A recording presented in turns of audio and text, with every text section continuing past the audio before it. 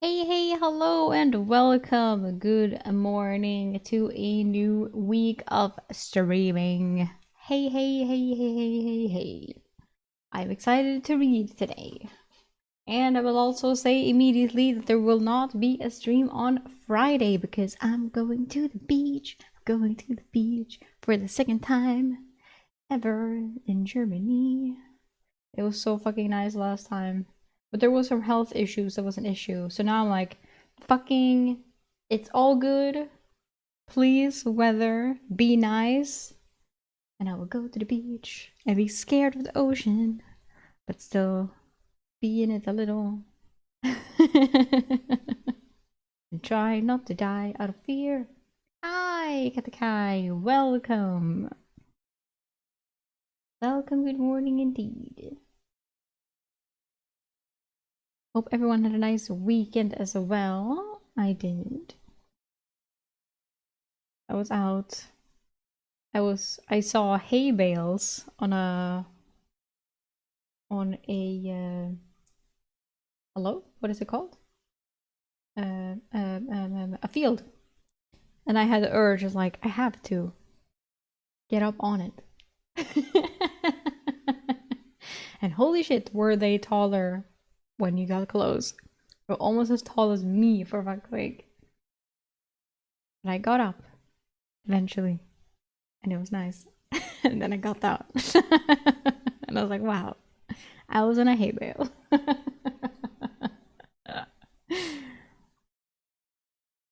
So that was fun. Random outing in the stupid heat. It's way too hot.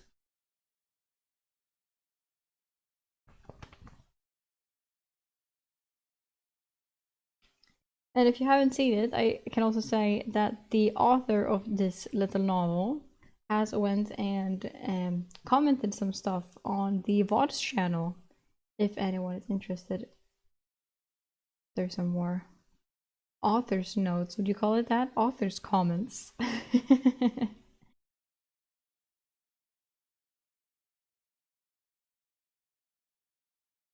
Hello, Final Smile. Good morning. A good day, Diamond Cat. I don't know if I said that. I'm sorry if I didn't. I say it now. Good day.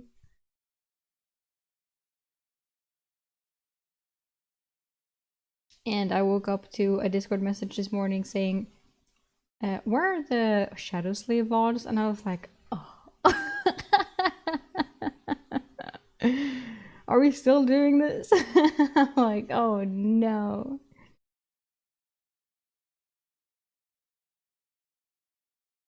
It's like, I wonder, I thought that was over by now. But no, how wrong I was. Maybe in a year I'd be like, hi, I've been on a hiatus. Where's the Shadow Slave VOD? I was like, no. No.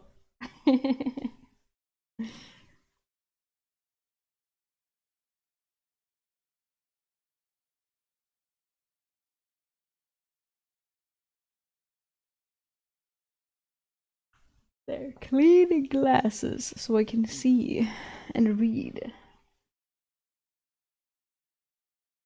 without too much of a struggle, maybe.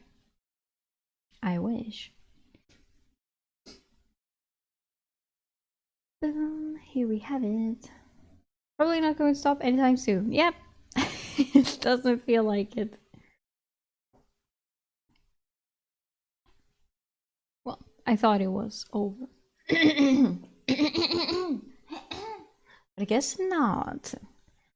Okay, script reading is in process. We have a bit to go through. I realized I wrote quite a lot because a lot happened. A lot of important stuff.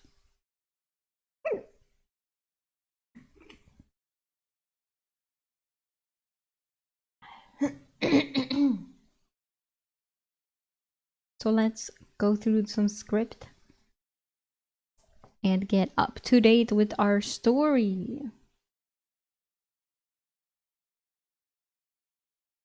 Last fuck.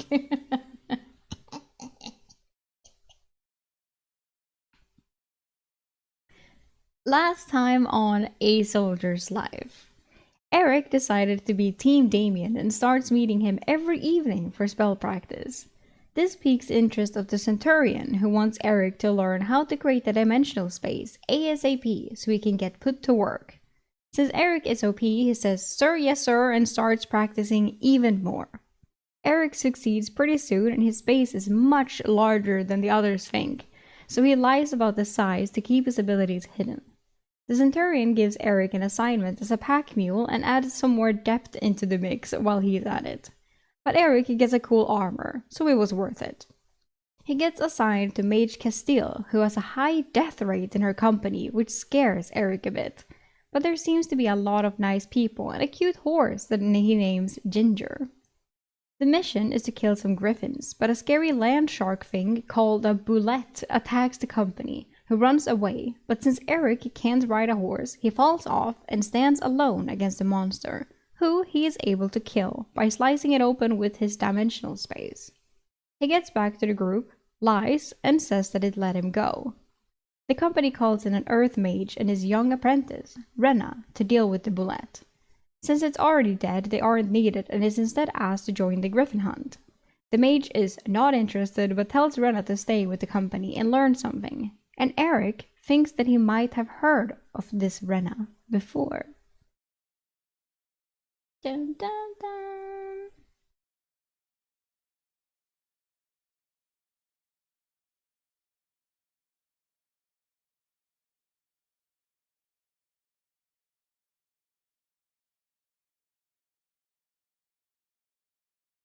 So there we are. Very nice stuff.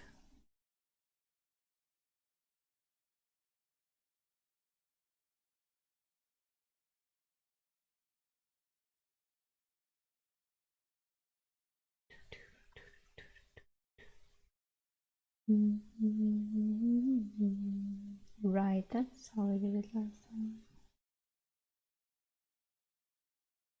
Ooh.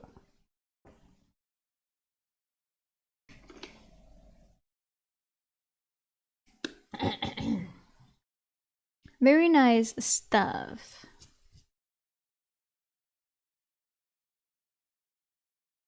Alright, and now Rena lives with with the boys in the bunks.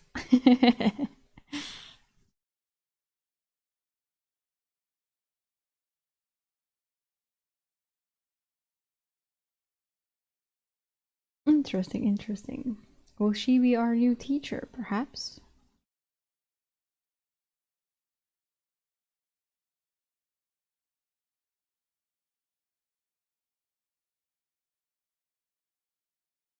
Chapter 10.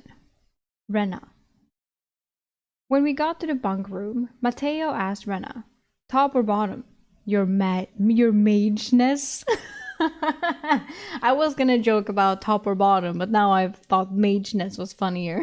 The young woman did not appreciate his humor, ignored him, and took the lower bunk, forcing me to move my things. Hey. She opened her satchel and pulled out 2 large tomes. Although I had gained a lot of experience speaking the language, I only recognized some basic words. The alphabet was somewhat similar to what I was used to.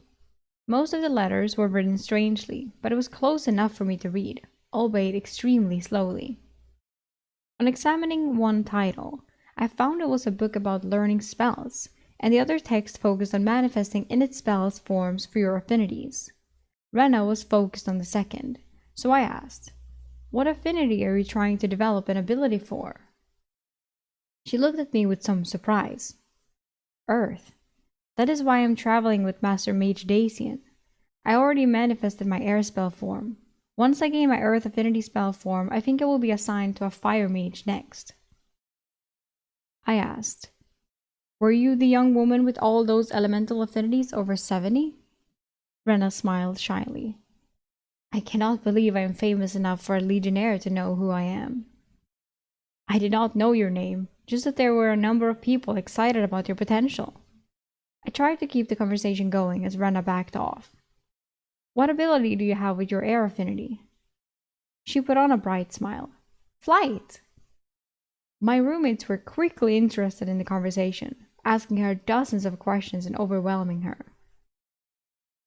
She admitted her ability gave her flight as fast as a horse, but with her other stores only managed about 20 minutes of flying. Dude, she can fly. Well, we already knew that, I just realized.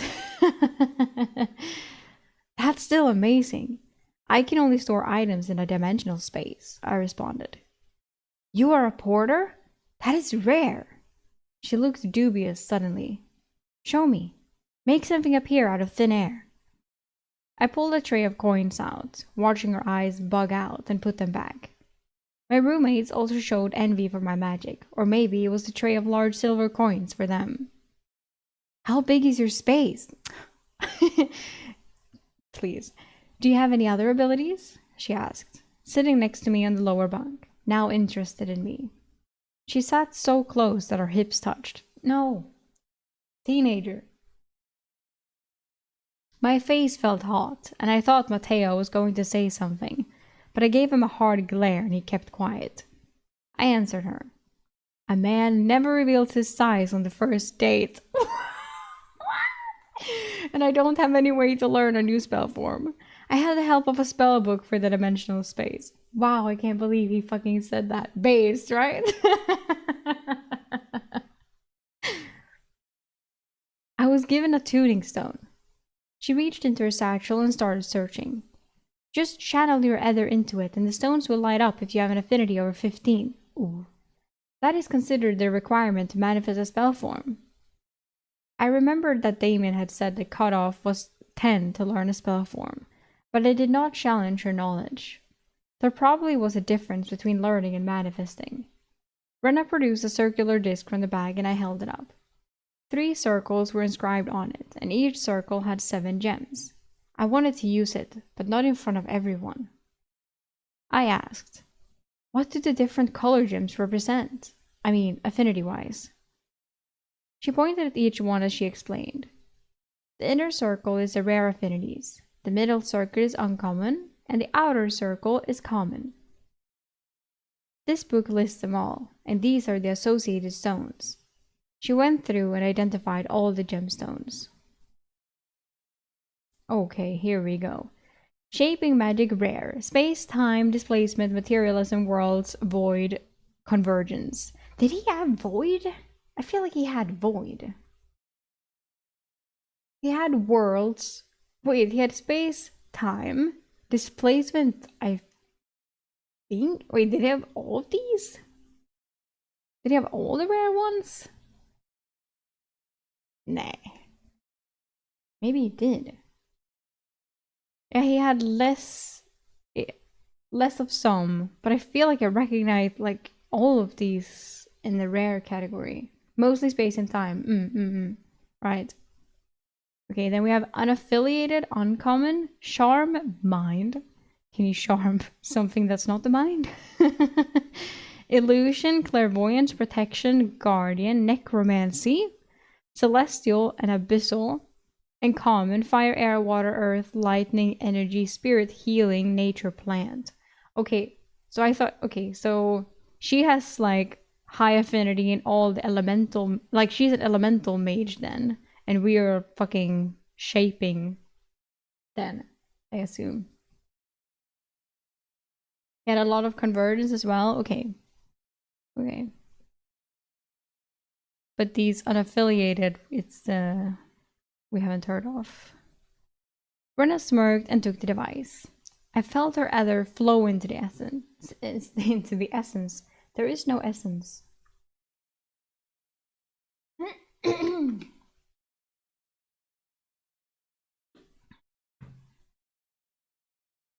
Brenna smirked and took the device. I felt her ether flow into the device.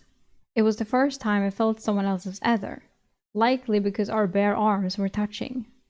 The gems that lit up for her were fire, air, water, earth, and nature. 5 of the elemental magics. The air stone also pulsed repeatedly, almost like it was blinking. Brenna pointed at it. That pulsing means I have already imprinted an ability with that affinity. Flying around the woods does get you noticed, she mused. She handed me back the disc. This is how is he gonna talk himself out of this one? My roommates also seemed extremely interested in my effort in craning their heads. I made a sad face. I'm still learning how to channel my ether. I can't activate devices yet, I lied. Brenna put the device on my pillow. You can practice tonight. The disc is quite durable, so don't worry about breaking it. Do not lose it. I have to bring it back to Master Dacian. A loud knock came at the door. Good save, by the way. Delmar, Castile's other lieutenant, entered. Now that the bullet crisis is past, we are back to the normal routine. My roommates groaned, and I was not looking forward to our next encounter with the fantastical creature. Weapons training will be done 2 hours before dinner. Eric, you are still raw. No weapon speciality was noted on your paperwork. What do you prefer to fight with? I hesitated momentarily. Dual-wielding short swords against humanoids, and a spear and shield against monsters. Delmar's brow creased, but he nodded as a smile formed. Felix slapped his forehead like I was an idiot for picking 2 styles.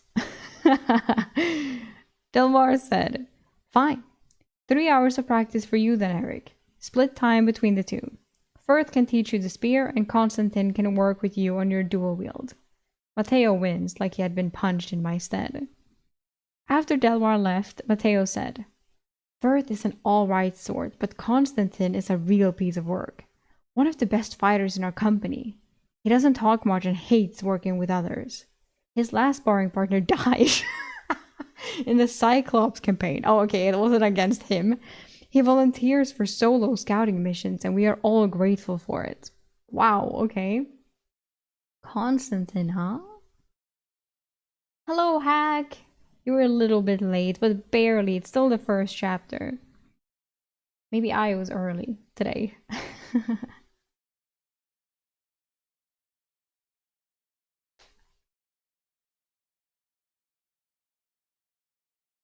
A short while later, I geared up and went outside with 2 short swords and 2 spears. As I entered the training yard, the platoon was training with their weapons in an orderly fashion. I was surprised, as everything we had done so far seemed to be done nonchalantly. This was serious practice. I was directed to a man who was half a head shorter than me and whose biceps matched his thighs. Damn. Hello, Tag. So did you get a response from the author? I did. He responded, and he also responded that he commented on my YouTube videos. And he did. He has responded on the VODs channel on both videos so far. And he still said that I have permission for book 1, but not. He didn't mention anything about any permission to continue after that yet. So we will see. But he said that I'm doing a good job. So that I was very happy to read.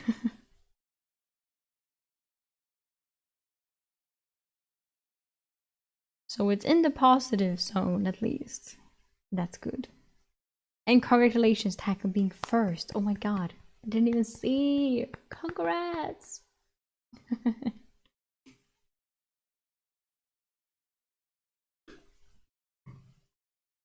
You're the raw recruit. Let's see if you can learn enough to not get yourself killed then.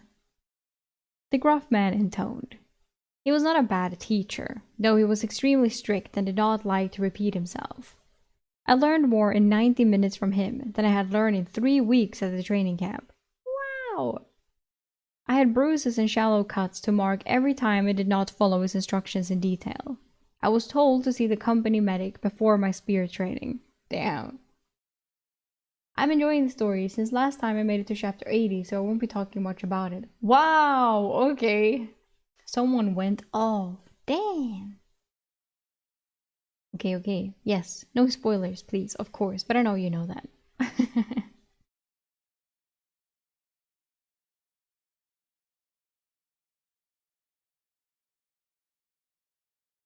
Oh, and he also followed me on Twitch, so that's also a very good sign.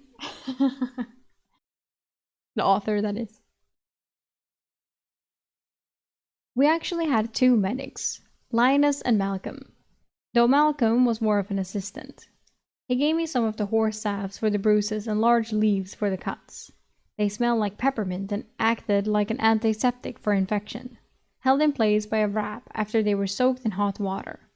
Unfortunately, they would not prevent scarring. I really wished we had a healing mage in our company. Firth had me work my spear on a makeshift training dummy. He went over the common tactics for attacking beasts and defending myself. He was not as good as instructor as Constantine, as he believed in repetition. My hands were already calloused, but still ached bleeding after a few hundred parries and thrusts.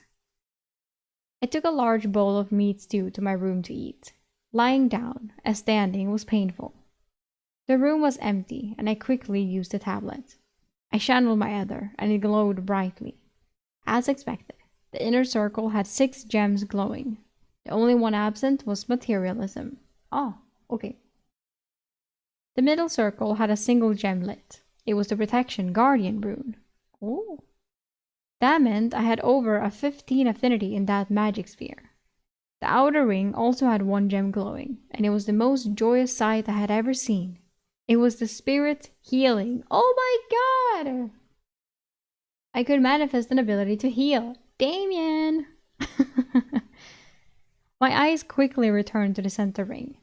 The space gem was flashing, which was expected because I had manifested my dimensional storage space. A second gem was also flashing, indicating I had manifested another ability or spell-like effect.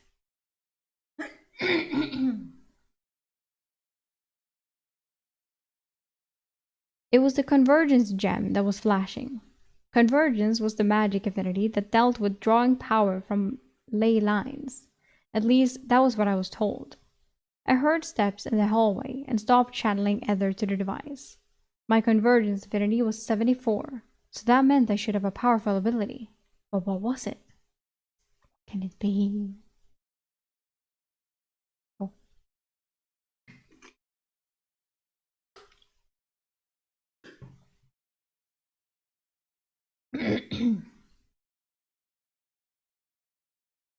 Chapter 11. Knowledge is Power. Matteo was returning from dinner with Felix. They were loud as they settled into their bunks, discussing a card game they had played during the meal. "Where's the mage?" I asked. "Still eating. She's down in the common room," Matteo replied. As I painfully rolled to my feet, he advised, "Don't get too close. Mages, even pretty ones, are dangerous. Look, but don't touch, Eric." Oh my god. It's cool. I just wanted to ask her some magic-related questions, between mages, I said with a knowing smile as I stiffly walked out of the room, wincing with each step. Right? He's also a mage. I was like, oh, he's not a mage. But then I was like, well, he is, because he can already do his spell thingy. It's like, they don't know, but they do know. So, yeah, that's why you can make the joke funny. The stairs were hard on my legs, and I almost fell. Damn Constantine had targeted my right hip flexor to teach me how to cripple an opponent. The muscle was all knotted, and I rubbed it to get it working when I reached the bottom of the stairs. The common room was mostly empty at this hour, and we had an early start. Renna was studying one of her books at a table by herself. I sat across from her. She was young, in her late teens, I would guess. She looked up at me, making eye contact, but did not speak. "I wanted to ask some questions about the book you're reading, and here is your disc back. I got it to work and it was as I expected," I said, sliding the artifact across the table. She put it in her satchel. "What questions do you have?" She closed the book and gave me her attention. "What's in the book? Does it detail the common spell form you can create from each affinity?"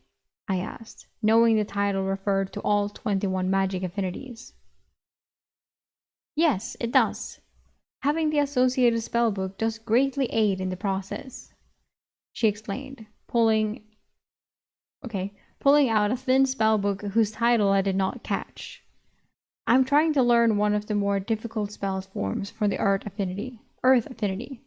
It's called Hardened Rock. Extremely useful in construction. And when paired with the High Mage's Earth to Stone, it makes trapping burrowing creatures easy," Brenna explained.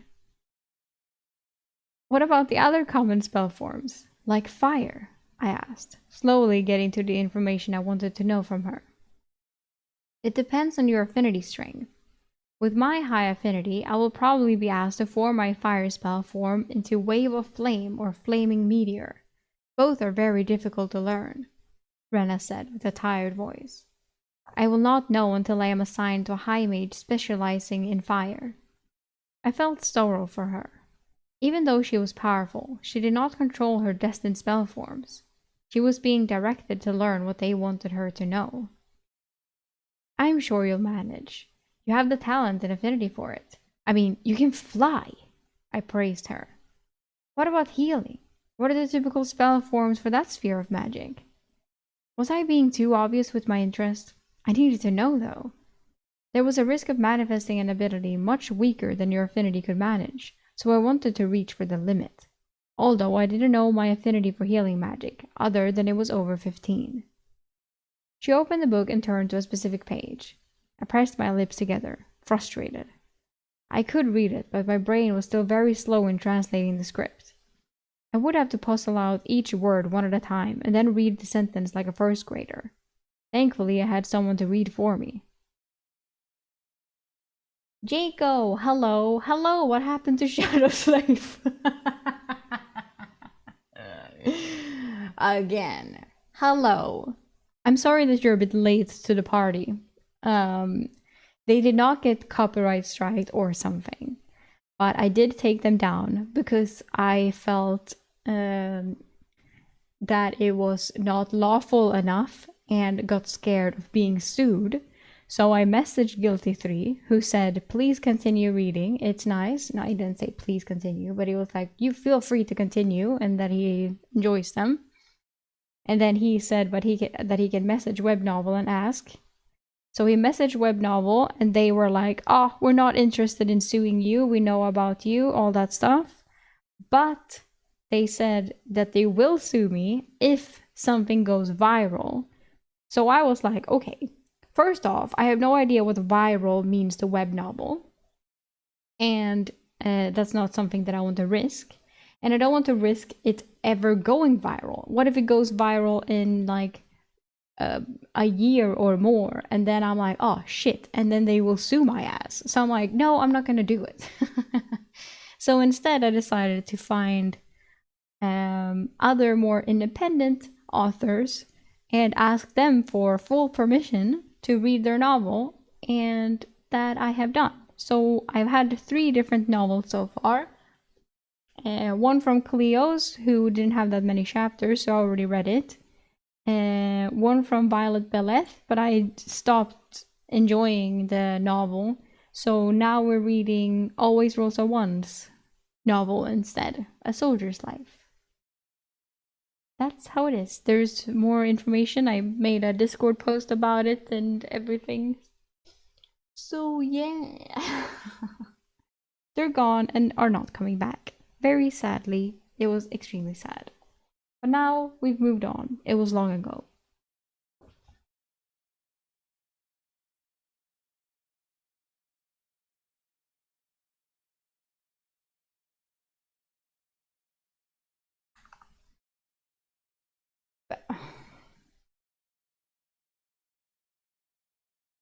Bye. So. Okay, I used your videos to catch up. Now I have to read it myself. Aww. Yes. Sadly, yes. But I'm also continuing to read, and I post my thoughts on Discord and on my Instagram stories every time I read a chapter. So if you're interested, feel free to join the Discord server.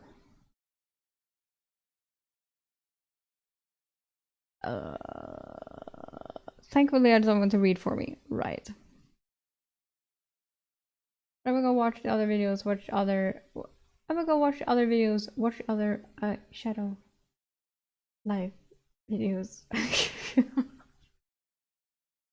A soldier's life. But the Shadow's life. But okay, thank you, and thank you so much for joining the stream. I meant soldier. Yeah. Got it. Don't worry.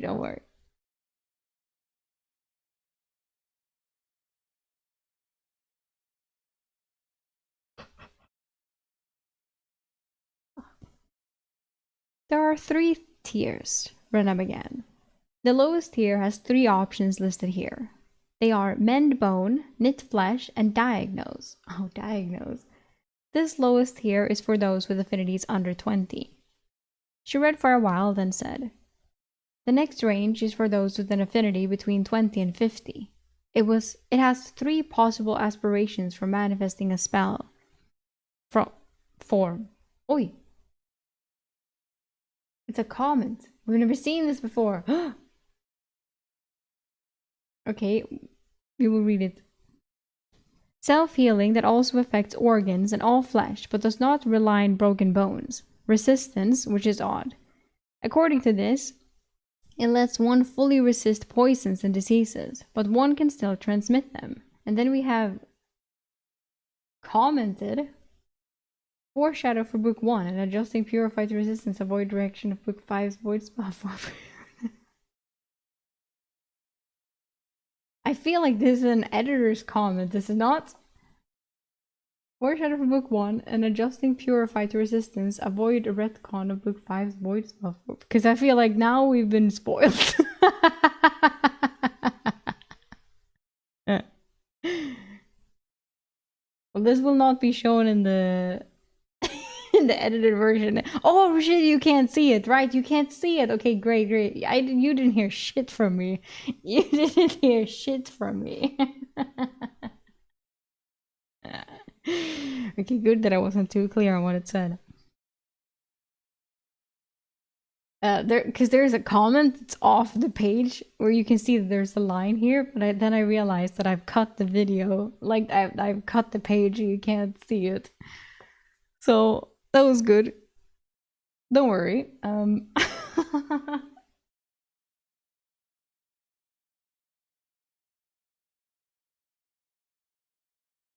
It was a minor thing. I will forget this immediately anyway, but I will reread it for safety.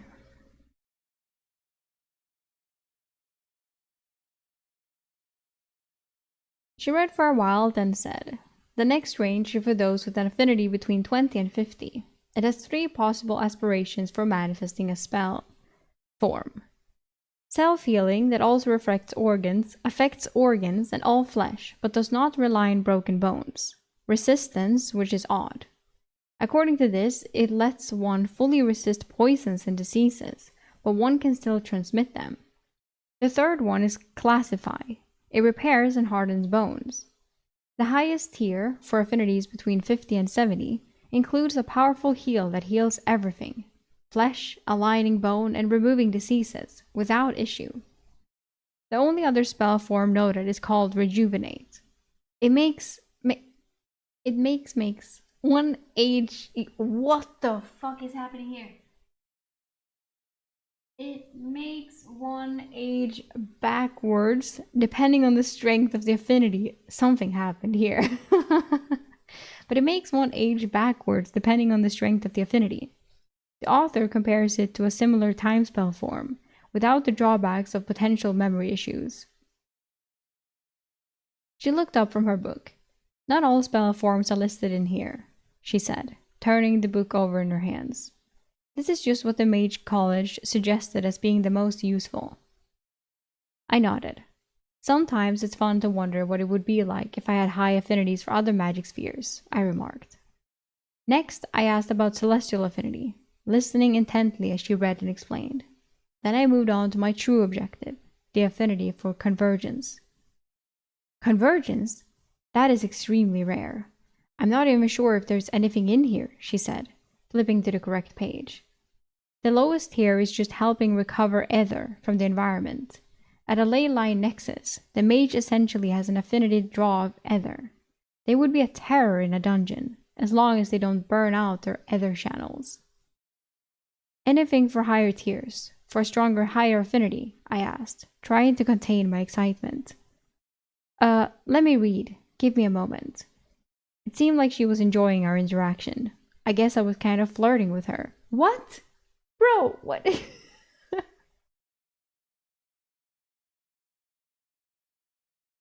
The mid-tier spell from form allows usage of the ambient ether to form spells. Could you imagine? They would be invincible at a ley line or within a dungeon. My ether shaping would not allow me to form spells. This would be useless to me. She continued. The highest tier is called assimilation. It allows the mage to maximize their benefits from consuming essences. It makes absorbed essences 10 times more effective, maybe even more. Sounds amazing, but essences, even minor ones, are way too expensive. Yes, it sounds amazing. Is that why the only essence I had absorbed had been so effective? I had gained 4 points of quickness and even raised my potential in quickness by 1 in 3 weeks after consuming the essence. But the lesser essence was only supposed to give a relative effect boost of 1/20th of a point. However, it was agreed the first essence someone consumed had a greater effect. But did my gains have to do with my affinity and convergence being so high at 74? Next, I asked about charm affinities, but was only half paying attention to Rena's response. After she reviewed them, we went to the room to get some sleep. I lay there thinking and heard her shifting all night in the bunk below me. I had given her the lower bunk to make it easier for her, but regretted it. Wait, what? She took it? What do you mean you gave it to her? She took it from you. As the entire bunk shook when she moved. She was probably not comfortable sleeping on the planks without a mattress. I passed my heavy blanket to her below. She hesitated before taking it and getting more comfortable. It was cool but not cold, and pitch black. I removed one of the horse blankets from my dimensional storage and lay there wide awake, staring at the ceiling. I needed to get more essence. Mage Castile had an essence array, the artifact shield used to extract the essence from recently killed creatures. The Legionnaires were rewarded for outstanding performance, so maybe I could get some. But I also needed an ability tablet to see my growth and test it out. Shit. If I didn't know they could track me, I might desert. For now, I was trapped for 5 years of service. At least I would be free after that, as long as all my debt was paid off. Yeah, I don't think that you will... It will take longer than you think. I fell asleep dreaming about my 2 unknown affinity ratings. How high were my healing and guardian affinities? They seemed too perfect for my career as a soldier. I needed to get access to a magic affinity tablet again. I also needed to practice reading to get familiar with the different characters. Reading like a 7-year-old, deciphering each word one at a time, was frustrating. It felt like I had just closed my eyes when a hand slapped my bed. Wake up, you two. Breakfast will be served shortly, and Castile likes to leave at dawn, said Matteo, smiling brightly at my discomfort. You shouldn't take Lucian's blankets for the horses, Eric. I gingerly climbed down from the top bunk. I was stiff, and moving was painful. I packed my things and stumbled down the stairs after Felix and Matteo, sending the blanket to my space when I knew I was not being looked at. Rena was slightly slower than me. The common room was crowded. Slightly slower than me. At what? At putting blankets away? The common room was crowded, and everyone was packing saddlebags and forcing down food. I went to the meal table and got a large pocket pita filled with meat and melty cheese. Oh. I was also given another sandwich wrapped in a large waxy leaf and told it was my midday meal. I drank heavily from the water barrel and filled my canteen. Outside, the sky was just beginning to break with pink hues. I quickly saddled Ginger and was among the first ready to leave. As the large sun appeared in the distance, we moved out. I was directed to ride behind Castile and her 2 lieutenants, Adrian and Delmar, while Rena quickened her pace to ride alongside me. Now we have an apprentice, it feels like. I engaged Rena in conversation about magic, but kept the focus personal, asking about her life before becoming a mage. With Mage Castile within earshot, I was cautious not to reveal my specific interests. Rena grew up in a small village. Her father was a sheep herder, and her mother made wool yarn. She detailed the lengthy process from shearing, cleaning, sorting, carding, and spinning. I feigned deep interest. I pretended to be enthralled with her descriptions and asked in-depth questions about each process. A few hours later, we arrived at the base of the mountains, where the team had spotted the griffins returning with the kill 2 days prior.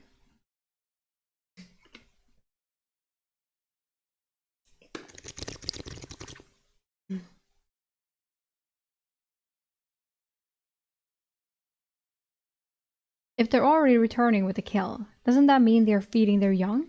I asked. Constantine responded from behind.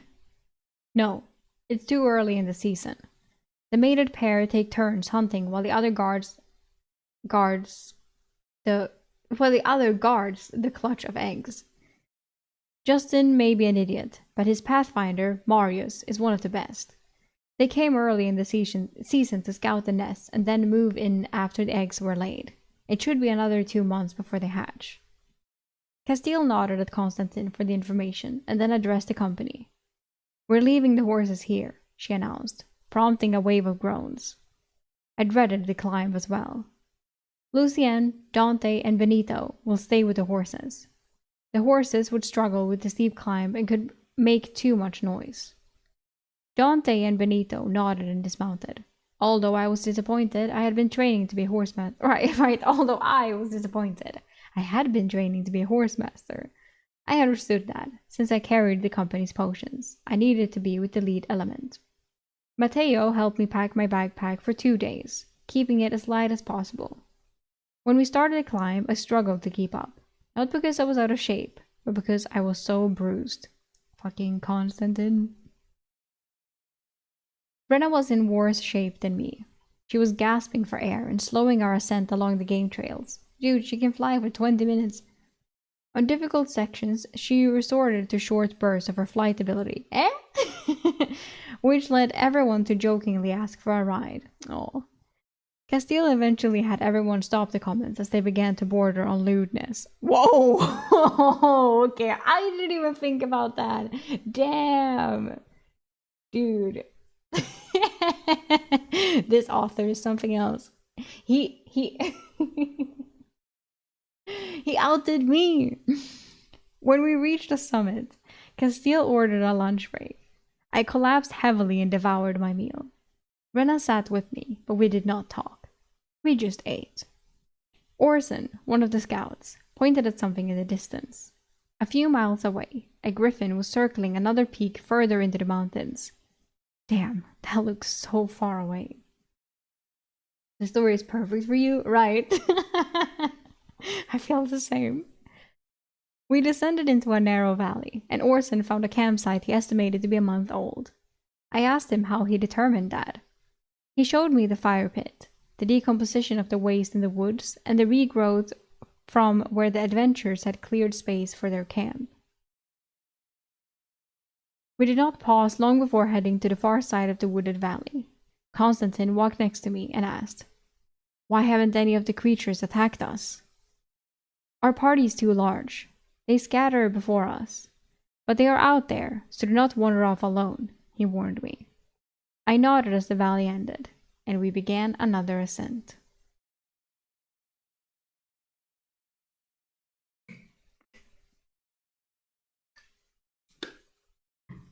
I have something in my glasses. Yes, I did. Now it's gone.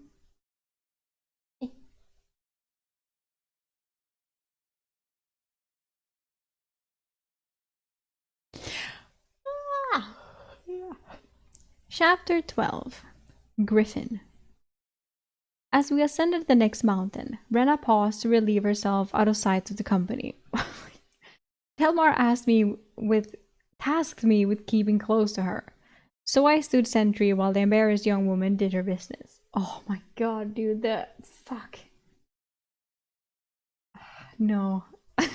When she emerged, I took my turn, choosing a different rock to hide behind.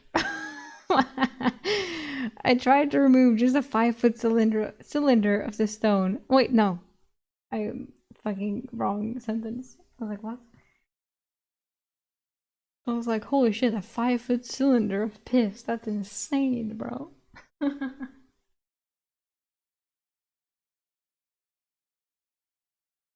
A different rock to hide behind. I decided to experiment with my dimensional space while I relieved myself.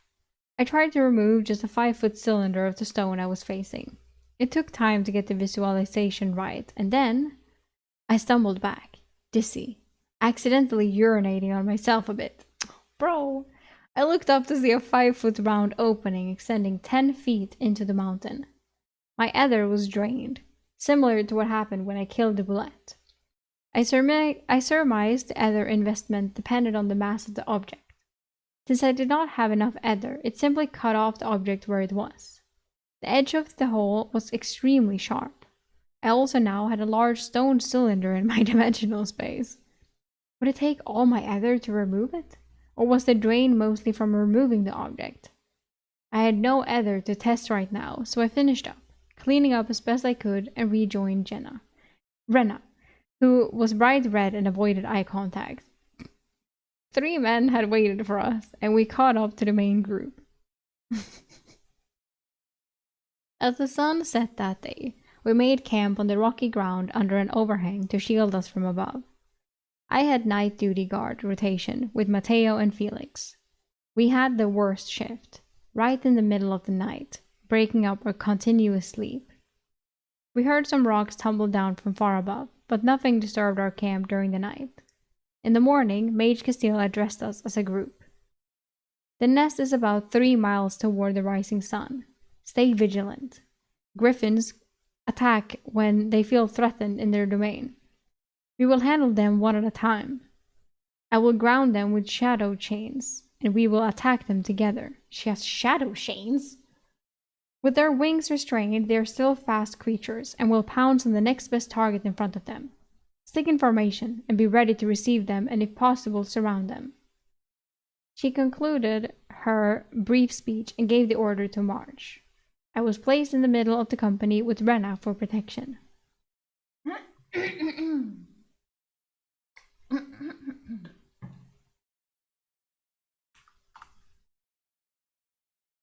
The morning was cold, but my aches and pains were subsiding as my body adapted. Renna was quiet as we walked in silence. The forward unit found a large game trail that seemed to head in the direction we wanted. We stayed on the trail, and eventually the summit where the nest was located came into view. The company halted at a cave. Constantine spoke animatedly with Castile. Assuming he had already scouted the cave, I moved closer to listen to Riz. Do you think he descended? Castile inquired Constantine. The hard rock leaves little to interpret. They definitely camped at the entrance. They could have confronted the griffins or went into the dungeon. We need to kill the griffins. They are a menace either way. When we find their nest, we will know more. Constantine shrugged. Delmar swore. What the fuck is the dungeon doing out here anyway? How is there even enough ether to feed it? Dungeons. Mage Castile remained calm. The ley lines run deep and sometimes bleed out in unusual places. The question is, where did the Baron's son go? Delmar spat on the ground. The dungeon would have been suicide. I could see the idiot Justin trying it. I say we return and tell his father he died in a wild dungeon. Castile arched an eyebrow at her lieutenant. He threw up his hands in defeat. Fuck! Someone's going to die. What? Did you see here?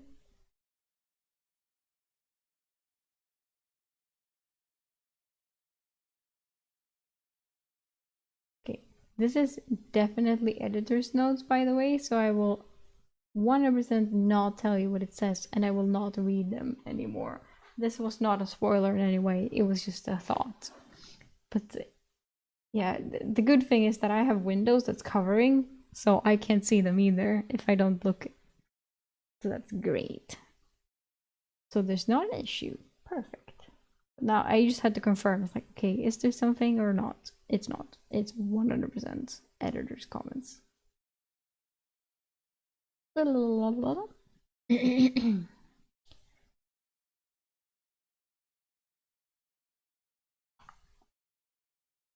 you're not missing out on anything.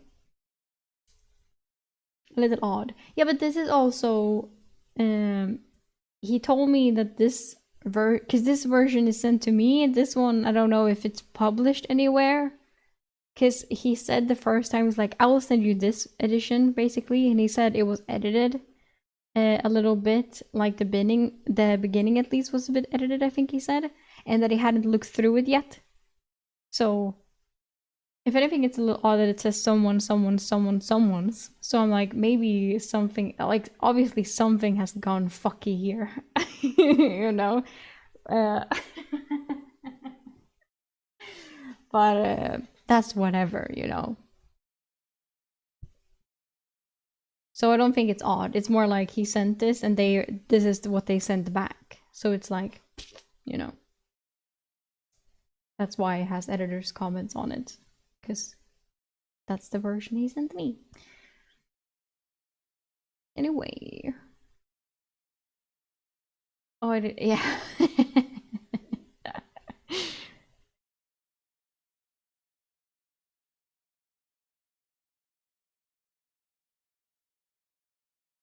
We will camp outside the dungeon entrance, and we will do as planned. We will kill the griffins, search the nest, and collect eggs.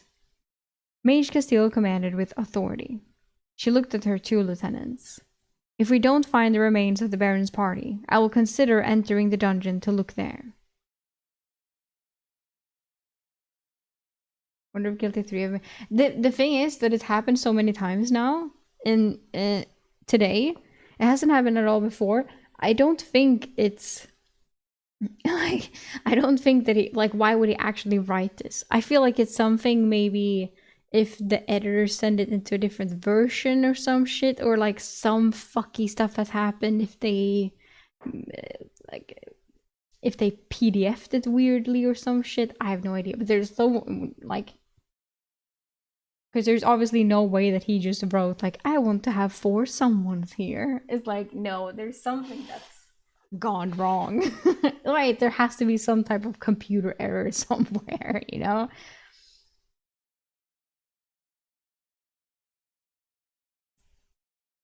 So I was like, I'm not.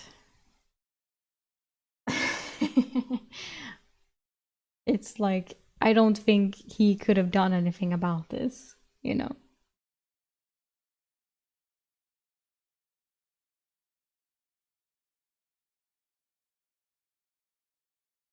But yeah. Adrian nodded, and Delmar grunted unhappily. Orders were sent down the line to enter the cave. As we entered, torches were lit, and we filed in. About 70 feet into the cave, it ended with a black, oily, flat surface on the wall. The area before the chamber had an abandoned campsite. 7 single-person tents, a large fire ring, and bedrolls were left inside the tents with some backpacks. Delmar swore again and muttered in a low grunt. Those fuckers definitely went into the dungeon. I think they did, yes. The tents were larger and nicer than ours. So were all the bedrolls. Some legionnaires started claiming better equipment. Wow, they're looting it already! I moved to a tent near the black wall and tossed my pack inside. Matteo was clothed and smirked. You can definitely take it, Eric, as long as the original owners don't show up. Just realized that tent and bedroll weighed twice as much as your legionnaire-issued gear.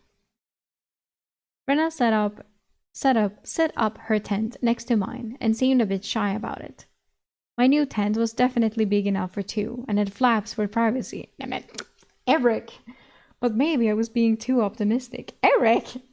As everyone settled in, I asked, so, what do you know about that? I pointed at the wall in front of Brenna, which appeared to be slick with oil. She paused, unpacking her gear. Just what I read. I grew up in a small village, and my education so far has focused on learning spell forms and how to cast spells. She sat on a stone. Dungeons are concentrated etheric essence given sapience. Let's do that again, shall we? Dungeons are concentrated etheric essence given sapience. They ley lines that run under the earth carry vast amounts of ether, and the ether bleeds out and permeates the world. When it builds up in an area, the ether mutates creatures and creates passages and rooms. The monsters changed are very strong, but they always produce an essence when a collector is used on them. This, she pointed to the black wall, is how they attract the adventurous type. So the dungeons are alive. That's what I gathered as well. I asked Rena, should we be camping so close to it? Is that the entrance? Adrian joined us, sitting next to Rena. Yes, that is the entrance, Eric. Dungeons are alive, but the creatures that enter are killed, absorbed, and then repurposed. Dungeons only appear at ley line nexus points. This one appears to be an anomaly. Castillo joined us as well. The lines run deep, and not all have been mapped, Adrian. There could be a nexus beneath us. I pulled out some food and started eating, content to just listen. Adrian focused on Castillo and added, the monsters inside are strong. Only idiots travel into the dungeon seeking a big payday. Castillo seemed perturbed by Delmar's hesitation to enter the dungeon. Don't worry, Delmar. If we go in, you can stay outside and guard the camp. That jab made Delmar flinch, clearly a subtle rebuke. Castillo then turned to me. Dungeons are both blessings and curses, she explained, with Delmar nodding in agreement. They can stretch for miles downward, always deeper into the earth. The entity controlling them lures adventurers with the promise of treasures. All creatures are more likely to yield an essence, and the dungeon itself offers rewards, typically precious metals or items it has recreated from those it has absorbed. This concept was not entirely unfamiliar, akin to the mechanics of a video game, though perhaps not an ideal one. I nibbled on some salad jerky and cheese before asking, what does a dungeon gain from luring adventurers? Can it be killed? Stopped? Yes, Castile responded. It's possible to destroy a dungeon's solidified ether core. Usually, the Adventurers Guild assesses a dungeon's value before taking such drastic measures. She stood up, continuing. When someone perishes within a dungeon, it absorbs their equipment and remains, gaining strength and expanding. A clever dungeon balances the allure with the danger. Finish your food. We have enough daylight to approach the griffin nest. Damn, a clever dungeon. An intelligent dungeon. With orders given, 6 men stayed behind. That left Castile and Venna, along with 17 legionnaires. Relieved of heavy gear, I carried a spear and had my short sword secured on my back, ready for quick access. We proceeded down the game trail, and about an hour later, Constantine shouted, "On the sun! It's diving!" Diving? We all turned and squinted upward. Something massive was rapidly approaching.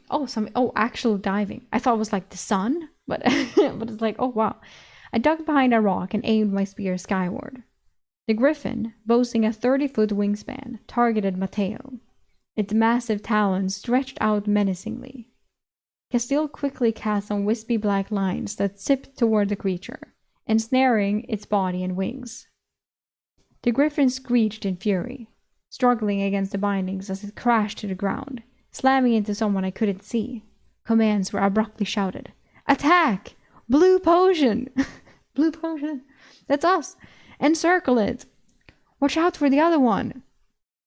Realizing the potion call was for me, I grabbed the requested potion from storage and dashed to the downed man. Amid the violence clash nearby, I focused solidly on administrating the potion. The man's bones visibly shifted back into place. A minute later, Castile knelt beside me, and I looked up to see the griffin bloodied, in its dying moments, calling out for its mate. "Give him a second potion," Castile instructed, then stood to survey the skies. Someone pointed upwards. The other griffin was visible. That was very smooth, by the way, I would say, to catch a griffin. But it did not attack. Instead, it landed in its nest and swiftly flew off with 2 eggs in its talons. Delmar cursed. "Stupid birds are smarter than they should be. Here goes our mission's bonus." Castile appeared unfazed and began harvesting the essence from the griffin corpse. The resultant essence pearl was superior to any I had previously seen. Major constitution essence. "Adrian, this is for you," she said, tossing it to him.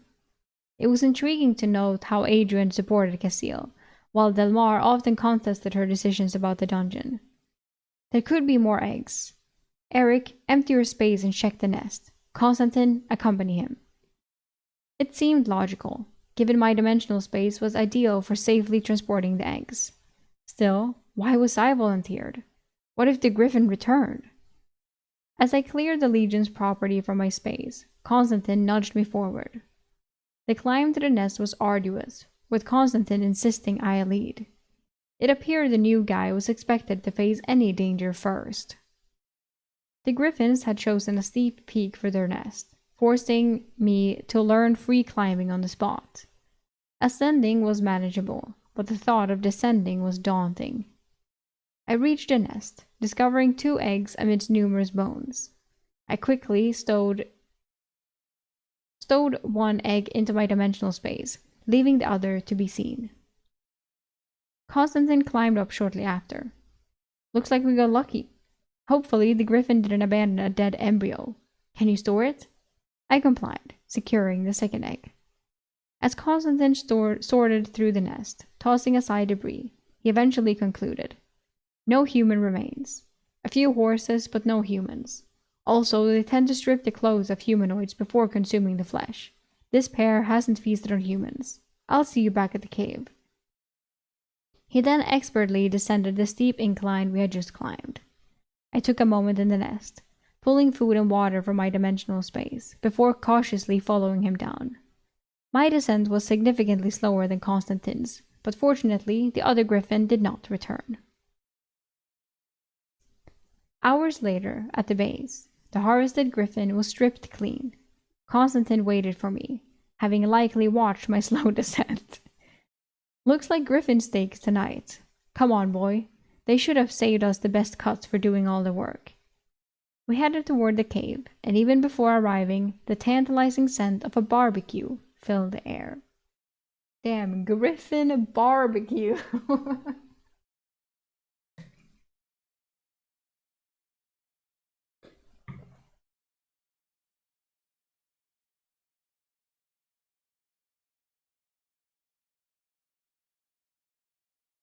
Chapter 13. Dungeon First Timer. 3 legionnaires guarded the entrance of the cave. Inside, the men were all working to process the griffin. One man sorted feathers, another cleaned the talons and teeth, and another cut meat into thin strips to smoke them into jerky.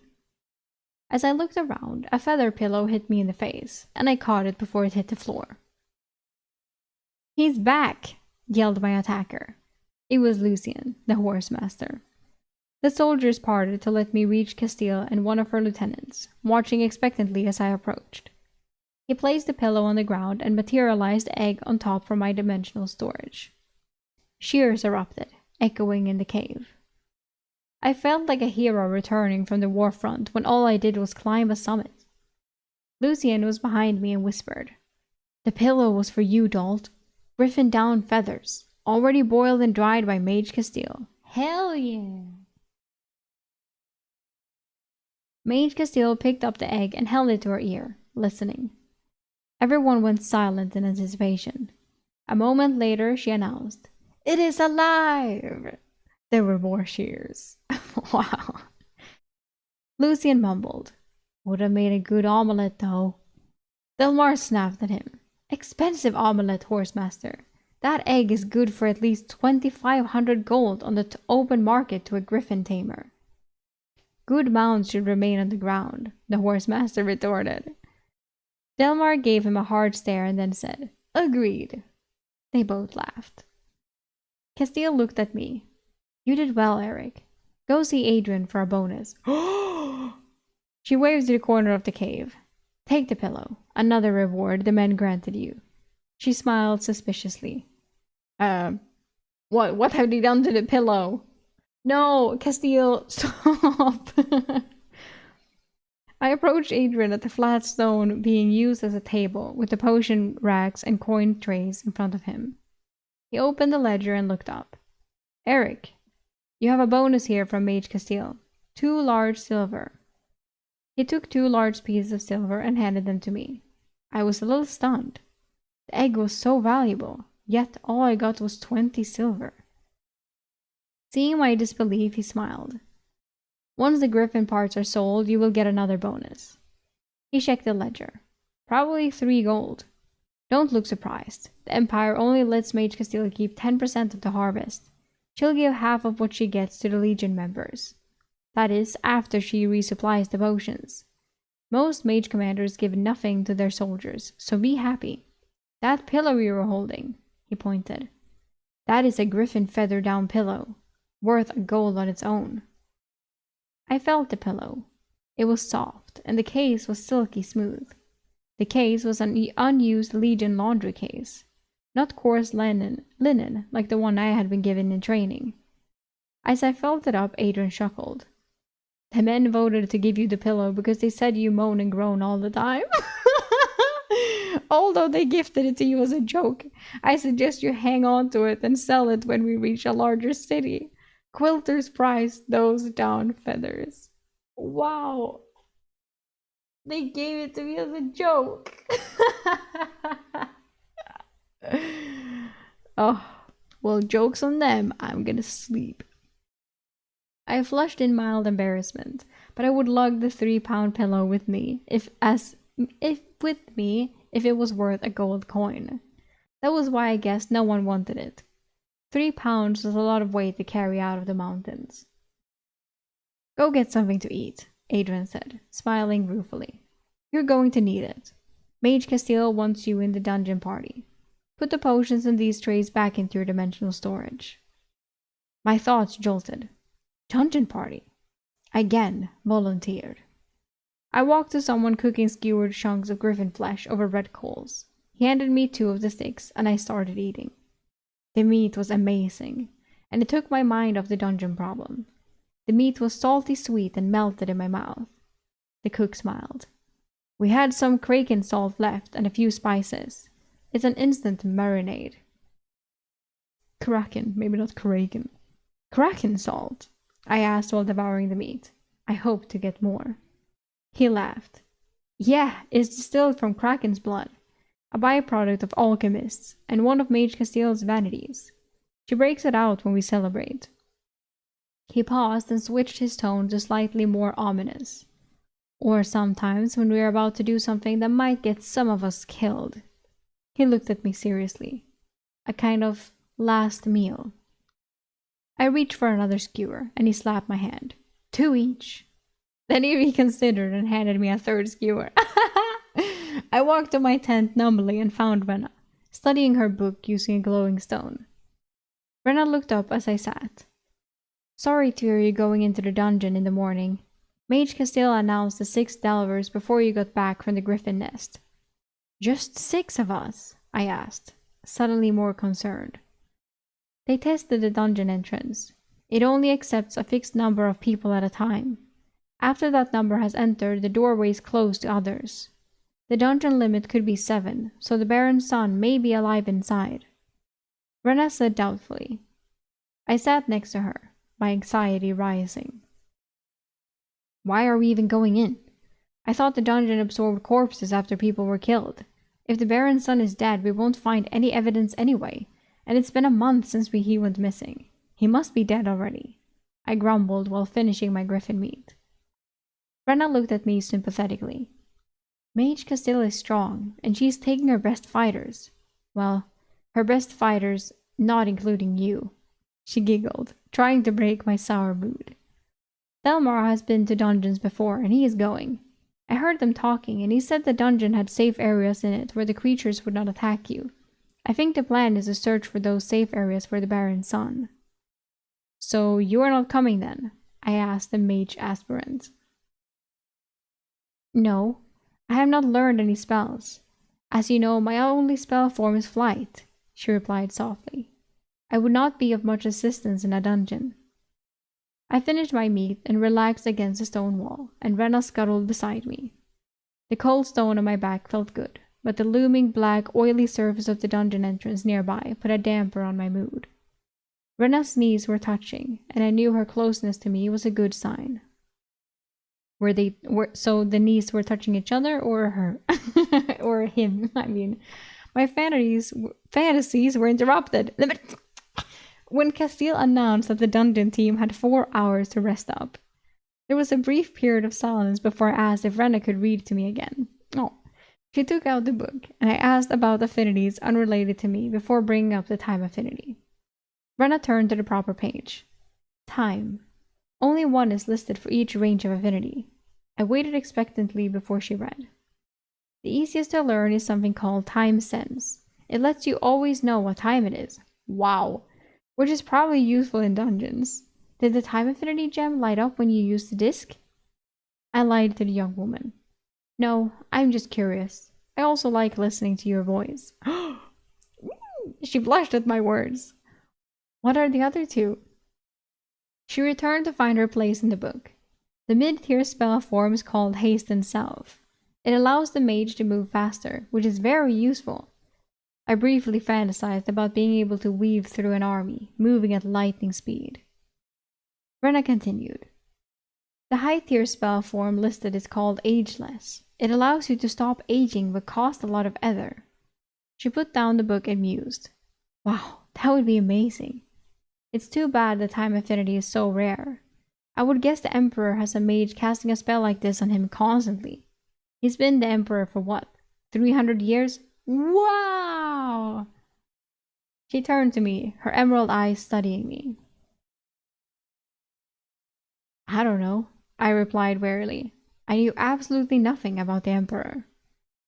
Yeah, I think his 300th birthday celebration was 3 or 4 years ago, Brenna said, thinking aloud. I have never seen him in person. She softened her voice. I am meeting his 11th son after I imprint all 5 of my spell forms. I think they want us to marry. Well, now? No, no, no, no, no. The air suddenly felt very thick. I did not know what to say. I wanted her to read on, but I also felt I should console her. She would probably live in luxury, so should I feel sorry for her? I finally said, 300 years old and only 11 sons? That was clearly the wrong thing to say. I tried another tactic. If you're so important to the Emperor, why did High Mage Dacian leave you with us? Rena huffed. First off, she never said... She said 11 sons. She didn't say how many daughters. Rena huffed. The Emperor has 17 sons still alive. I do not know how many have died over the years. As for High Mage Dacian, he only cares about growing his own power. We came out here to get the Apex Earth Essence from the Boulette. It is the only way we can grow his Earth affinity now, with Apex Earth Essence. She shifted uncomfortably. The High Mage is probably one of the 5 most powerful mages in the Empire. He can pretty much do what he wants, as long as he answers the Emperor's call to war. She stared off into space. I am sure if I die, they will just find another wife for the Emperor's son anyway. Yes. Sadly, yes.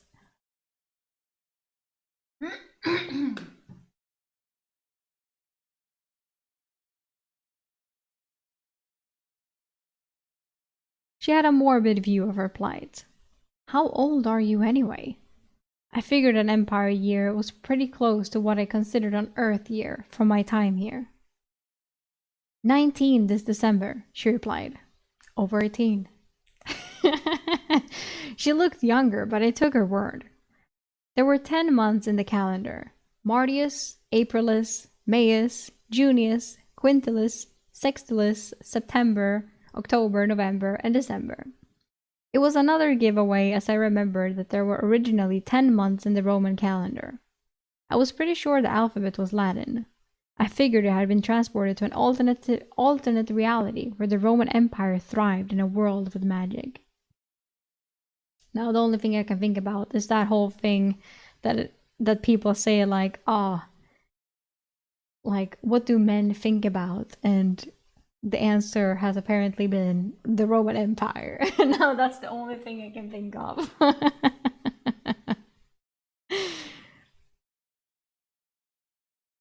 I nodded at Rena and smiled, which she returned. What else does it say about the time affinity? I tried to return her attention to the book and kill the moment. So she reluctantly read the next passage and summarized. Those with extremely high affinity can imprint the spell from slow domain. It says it creates a bubble of slowed time around the mage, where the mage moves at normal speed. Anyone entering the bubble will be affected by the slowed time. It takes a lot of ether to maintain the bubble though. How often do you think about the Roman Empire? Never! Never! Oh yeah, 100% think about it right now. Yeah.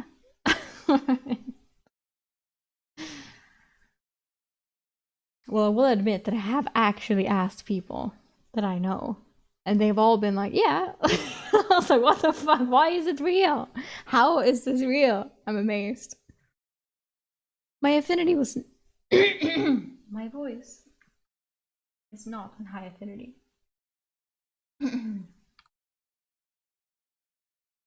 My affinity was 90 in time. Was there another suggestion that was even more powerful than these suggestions in the book? I nodded. I think I should get some rest. I left her, crawled into my tent, and got my new pillow underneath my bed. It smelled like the outdoors. I really had missed pillows.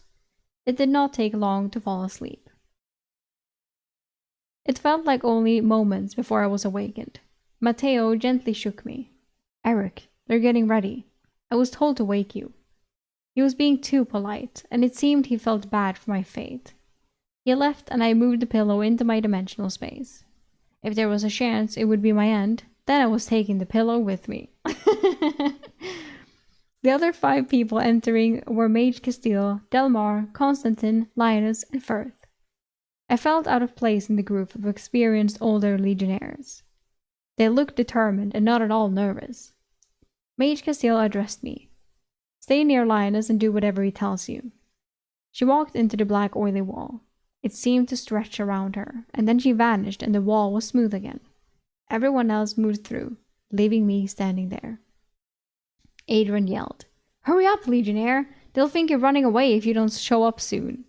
I turned to rush into the wall, and it stretched around me. It felt like I was falling into a pool of warm jello, and then I fell face first onto a stone floor. Good entrance. Watch out, Raw Recruit. The first step is always disorienting. Pick yourself up, put your pants back on, Delmar said with some humor. I stood, shaking my pants. They were still on. Constantine laughed. Boy, he was just referring to the fact this was your first time getting fucked by a dungeon. I was not too fond of the attempt at humor. I am.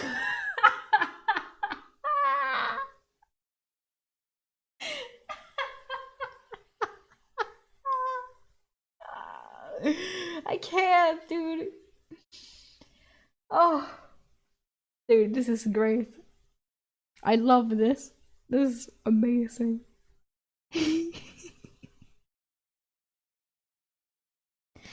Chapter 14. I decided I do not like dungeons. I shaked my gear as we entered the dungeon. I had brought 1 short sword and 1 spear, and my pack contained just water and food. I also had 2 knives strapped to my waist. Castile was inspecting the walls. They were covered in script, but it wasn't Latin. Constantine moved next to me. You always enter the dungeon at walking speed, even if you run into the entrance. It takes some getting used to. He motioned to the walls. We read the script yesterday. It says the dungeon allows 7 to enter, so there must actually be someone alive in here. He continued. We think all the monsters are insects. Spiders, centipedes, beetles, and roaches. At least that is what the ones who came before noted on the wall there. Aren't spiders arachnoids? I muttered. Oh my Eric, don't be that person. Dude, shut the fuck up.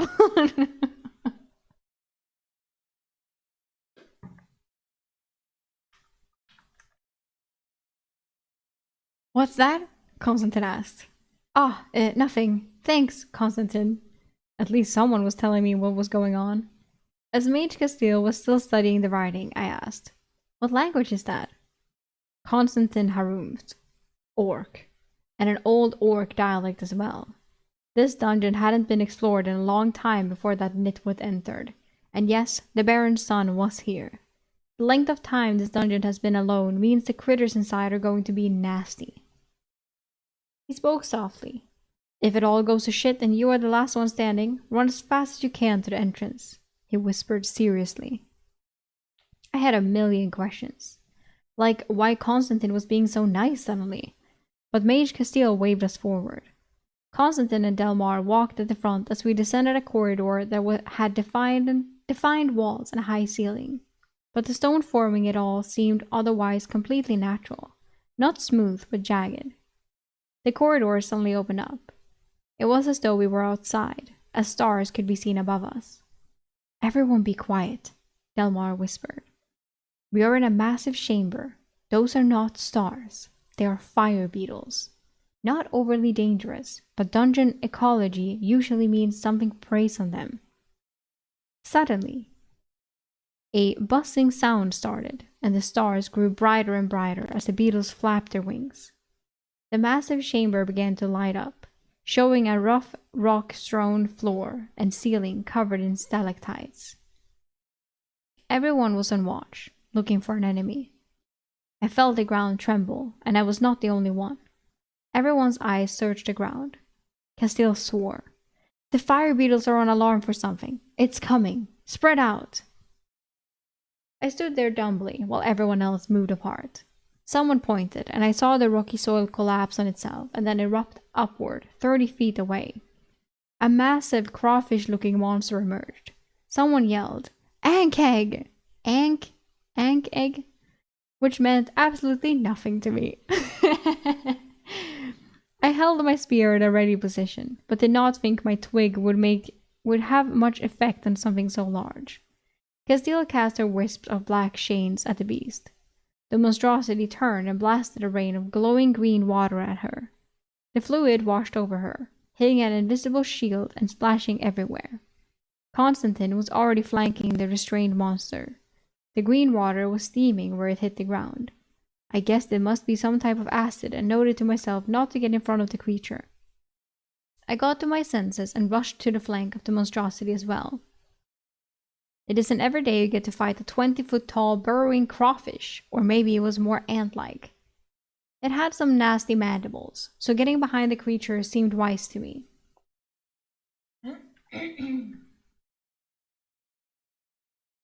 Everything was happening so fast.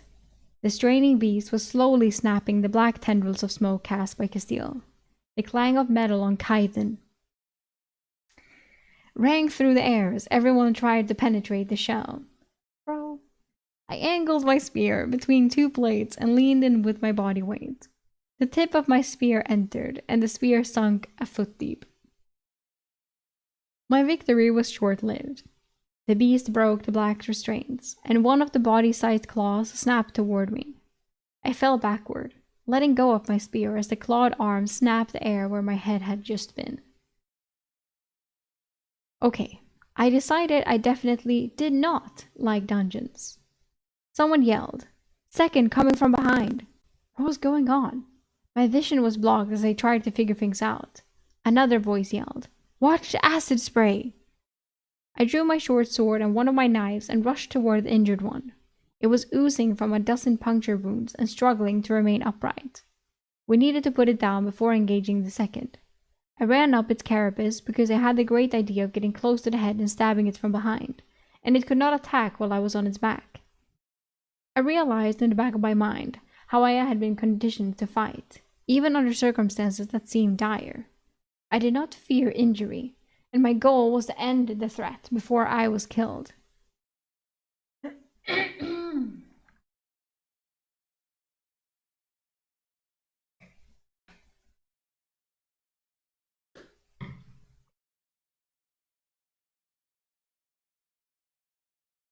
I ran up the shiny carapace, gaining confidence with each step. I needed to get my blade between the chitin blades, behind the head. Just 2 more steps. My boot slipped on the angled, shiny shell, causing me to fall to the left. My knee slammed hard into the shell, and I dropped my short sword in favor of using my 2 hands on the dagger to aim it at a gap in the armor. I succeeded in lodging it into the shell.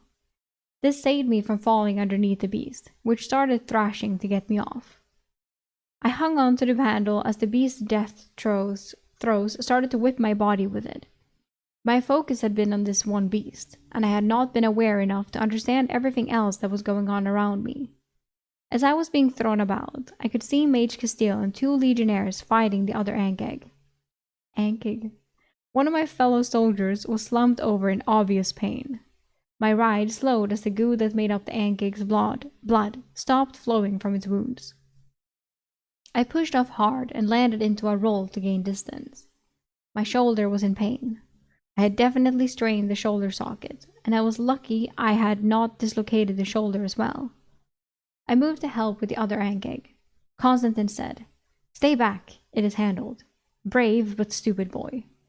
The beast was finished if you just gave it time. There was no need for a killing blow." He walked past me to watch the end of the other battle. Castile, seeing I was free, yelled, "Fool! Eric, get a healing potion for Linus!" My eyes flashed to the injured soldier, and I rushed to him. I did not feel as though I was at fault. I was ordered to follow Linus' orders. In the absence of orders, I helped fight as best I could. I knelt, pulling the potion from my space and helping Linus drink it. He looked relieved as his injury healed and the pain faded. "Got caught in the claw. Got a wee bit crushed."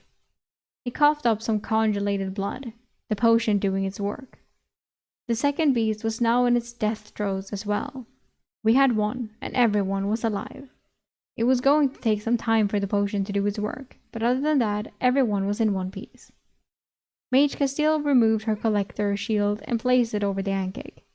Blue smoke getting drawn out, and an essence ball formed in the center. Major essence of constitution, she announced, moving. Ooh. To the other beasts to repeat the process. Major essence of constitution again.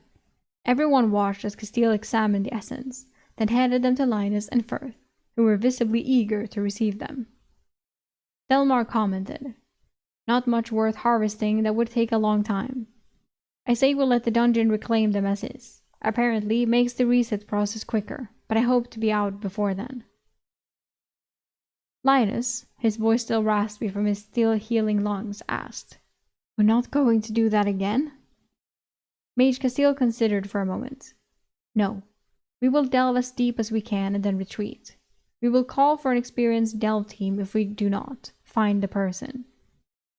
Our team is not equipped enough for this dungeon, and we are a person short of the party limit." Delmar looked displeased, but Castile mollified him. "Relax, Delmar. I know you did this for a living, but we are not equipped for it and will run out of potions before long. I want someone to capture a fire beetle and everyone else to search this large chamber. I see the one exit opposite where we entered. There should also be a prize in here somewhere for defeating the two monsters." Everyone dispersed to search the chamber. I stayed in the center with Delmar and Castile, listening to them discuss. Delmar said, Tough first room for a dungeon, and those ankheg were stronger than the norm. I don't see how the survivor got past them. Maybe their party was killed and the sole survivor just ran to the exit and will be in the next safe room." Castile gave him a withering look. "Delmar, those were newly formed. The carapace was too shiny for them to be ancient.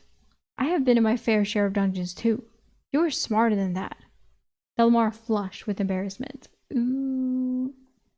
Constantine returned with one of the fire beetles, holding it by the wings as it flared its light defiantly. Mage Castile took the collector shield and used it on the live beetle. An essence formed, and the three of them were surprised. It is a minor perception essence. If only 1 in 10 of those beetles yields one, this could be quite a harvest. Constantine swayed her thoughts. "They're only on the ceiling. Got lucky catching this one. I don't think getting them down will be easy." She nodded reluctantly. "Okay." She tossed Constantine the essence. "We would need to use the collector on the live ones in order to get a chance at an essence as well. Delmar, start making preparations for the next room." Firth soon approached with a small stone chest, a huge grin on his face. Delmar scolded him. "Fool, it could have been trapped." "But it wasn't," Firth retorted. "There's 7 gold and a potion inside." Delmar's eyes widened in surprise.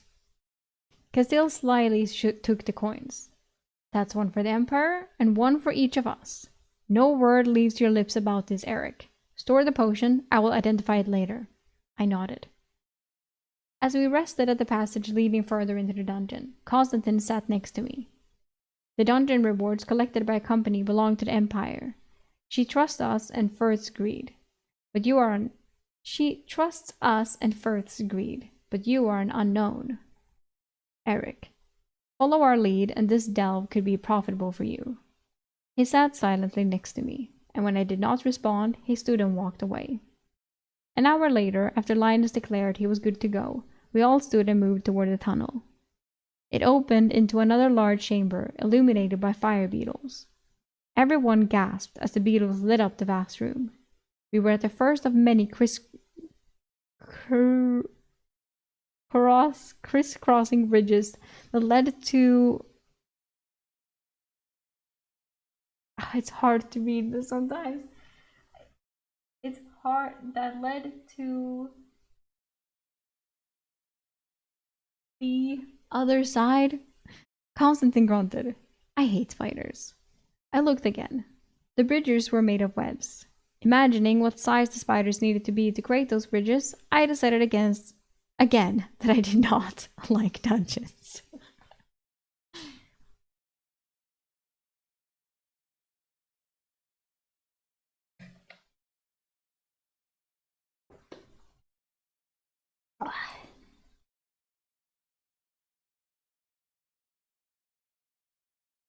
Chapter 15.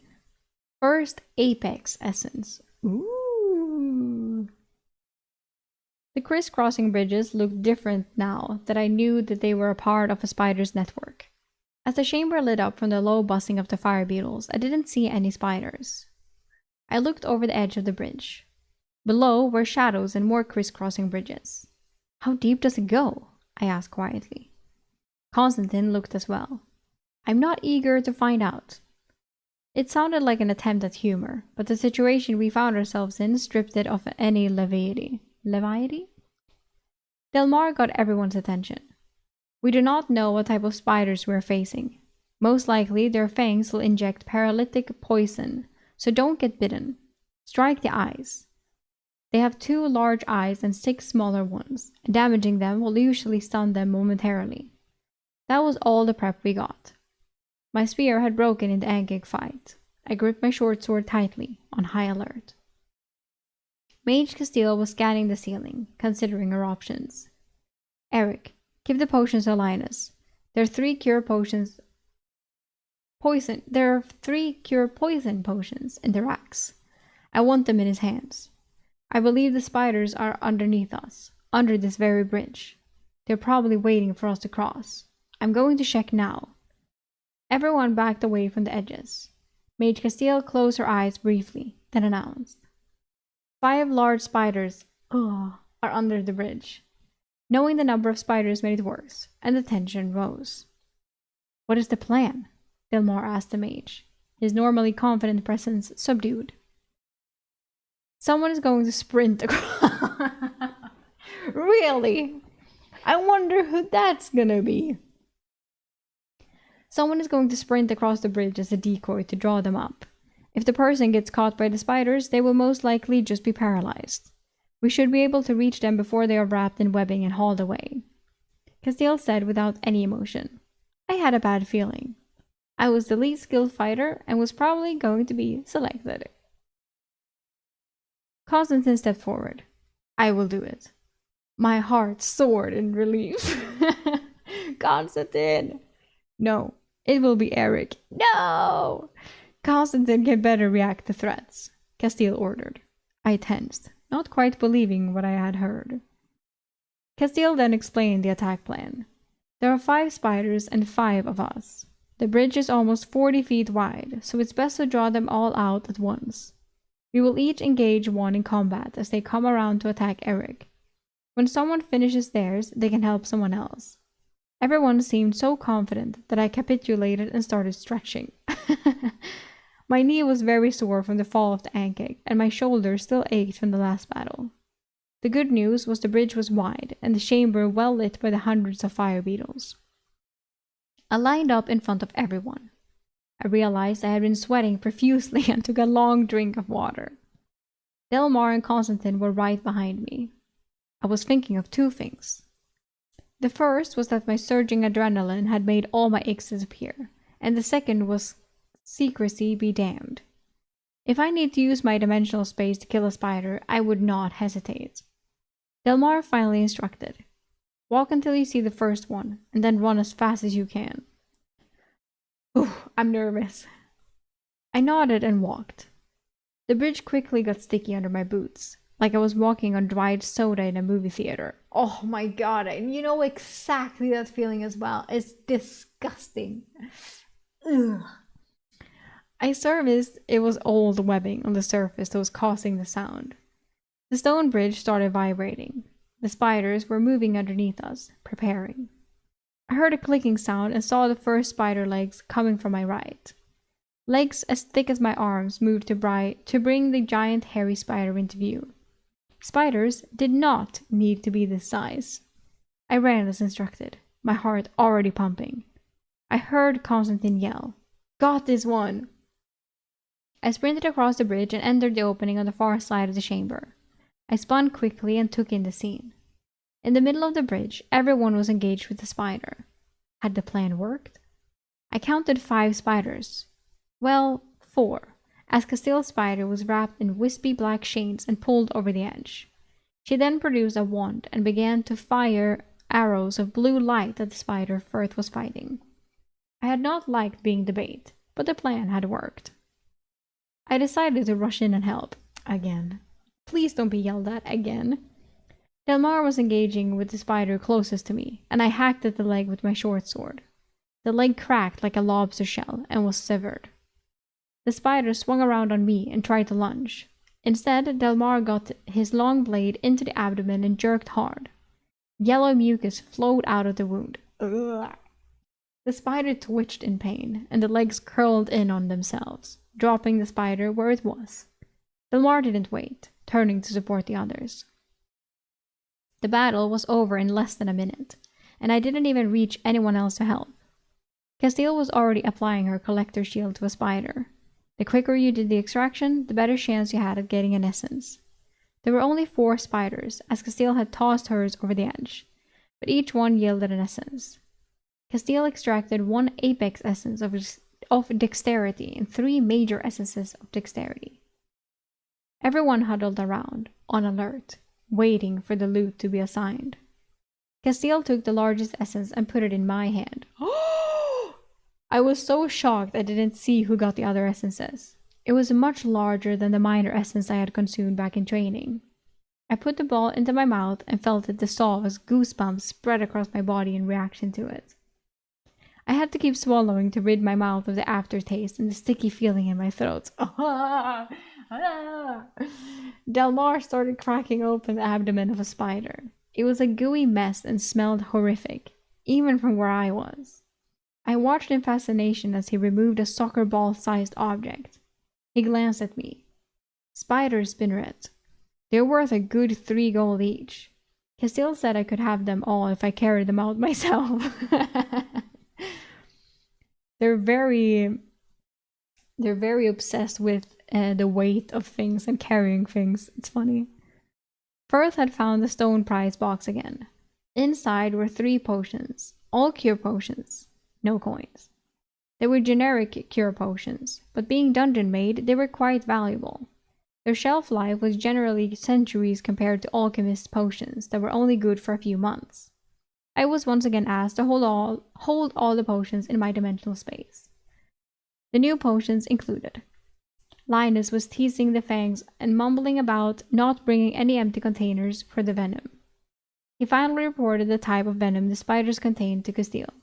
I heard him say a generic poison with no paralytic compounds detected. Castile's assumption was off wrong. When Delmar had his spinner rest, we started to move out. I drank the rest of my canteen while everyone else moved to the far side of the bridge. I hastened my steps to catch up to them. Constantine slapped my back. You did well. You got lucky they did not try and block your path. She was impressed with your effort. Just try to keep yourself alive long enough to make use of it. The importance of weight is huge in militaries. I know it is, but I guess it's just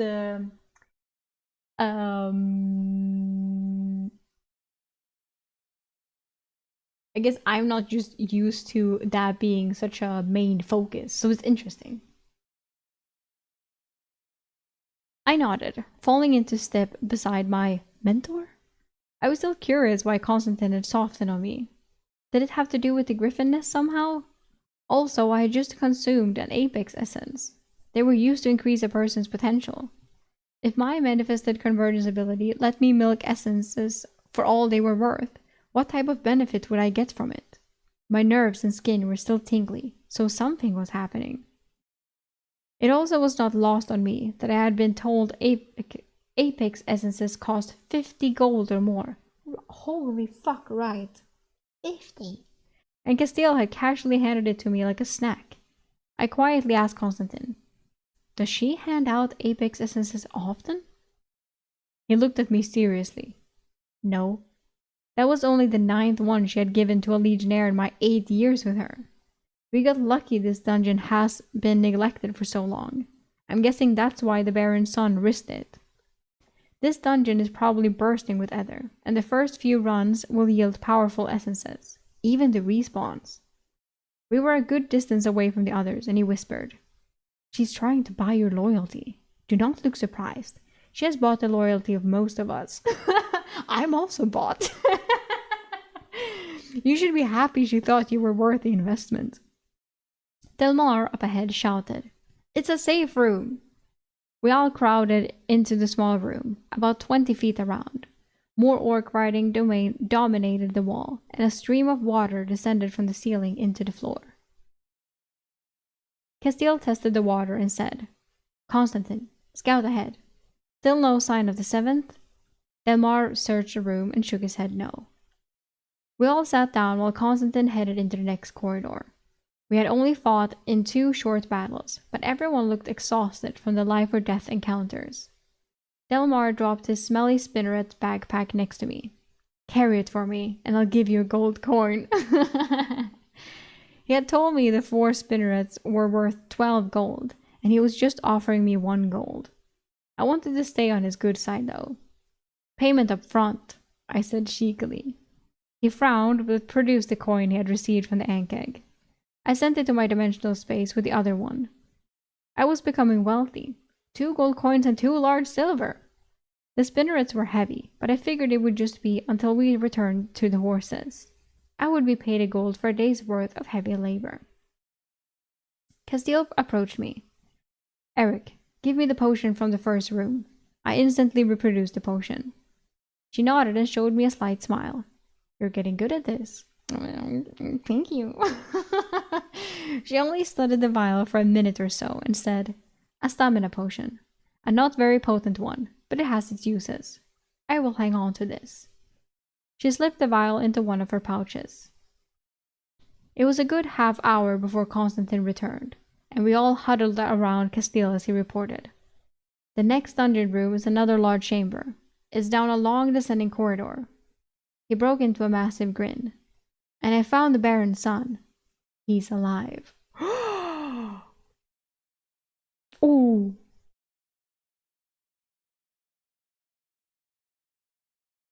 He's alive! I didn't think he was gonna be alive, actually.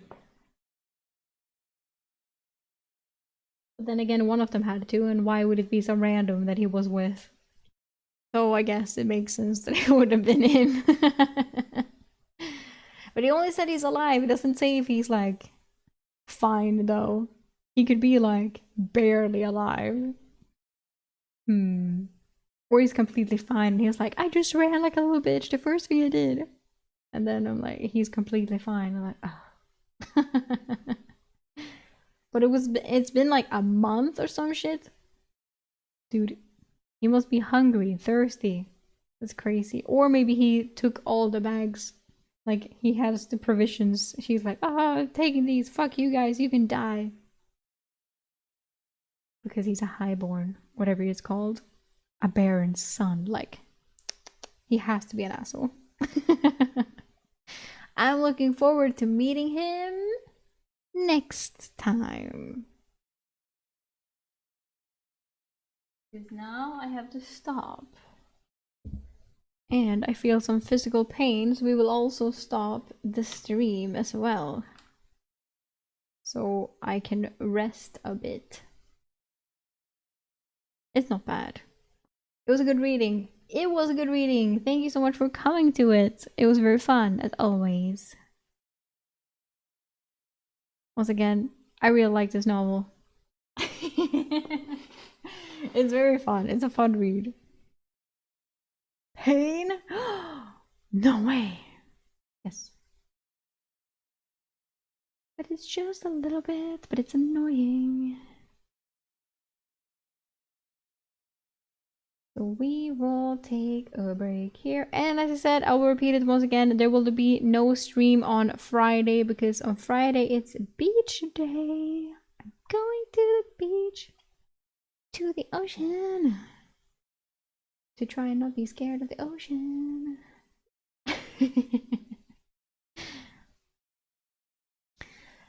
But yeah. Otherwise, streams like normal. Streams like normal.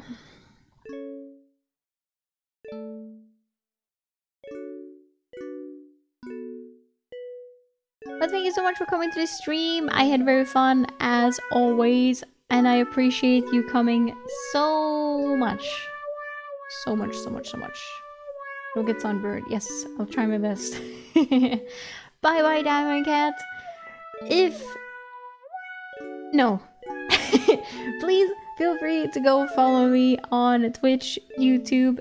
I have a VOD channel and a main channel on YouTube, my Instagram, my TikTok, and I have a Discord server where all the updates are posted and that sort of stuff. And if you want to read my Shadow Slade thoughts, they are also there.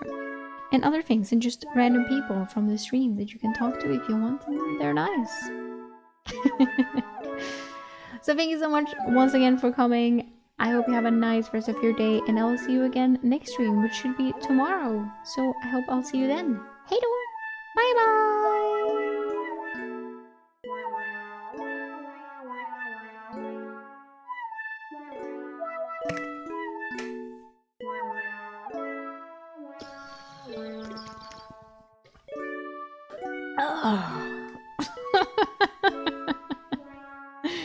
Bye bye!